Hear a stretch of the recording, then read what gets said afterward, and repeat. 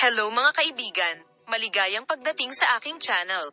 Wala akong pakialam kung ang mga tulad ni Ozgie Girl ay nasa iba't ibang bansa, dahil si Ozgie Girl, ang sikat na artista ng buhay pag-ibig ni Mayto Degger, na naging maalamat muli sa mundo ng magazine ng Oz at gumawa ng pangalan para sa kanyang sarili sa kanyang dalisay na kagandahan at matagumpay na karera, kamakailan ay nasa agenda sa kanyang kwento ng pag-ibig kay Ken Yaman.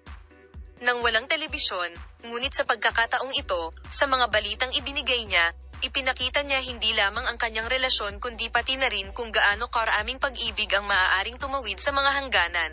Ang kagandahan ni Ozgie Girl ay nagulat sa mundo ng magazine sa pamamagitan ng pagsasabi na wala siyang pakialam sa geographical na distansya sa pagitan ng Ken Yaman. Dahil sa matapang na hakbang na ito, hindi lamang niya ipinahayag ang kanyang pag-ibig, ngunit ipinakita rin kung gaano katibay ang baklad na nagbubuklod sa pag-ibig. Maaari bang si Yaman sa Italia, kasama ang kanyang video, Ozgie Girl sa Turkey, ang punto kung saan ipinahayag niya na hindi niya kaya hadlangan ang kanyang pag-ibig. Nakatanggap si Ozgie Girl ng pagpapahalaga sa iba't ibang bansa sa mga pahayag na ginawa niya sa paksa. Sa pagkakataong ito, nagawa ng mag-asawang Ozgie Girl at Ken Yaman, na maakit ang lahat ng atensyon sa kanilang mga post sa social media. Ang interes ni Ozgie Girl kay Ken Yaman at ang kanyang mga pahayag tungkol sa kanya ay lubos na pinahahalagahan sa social media.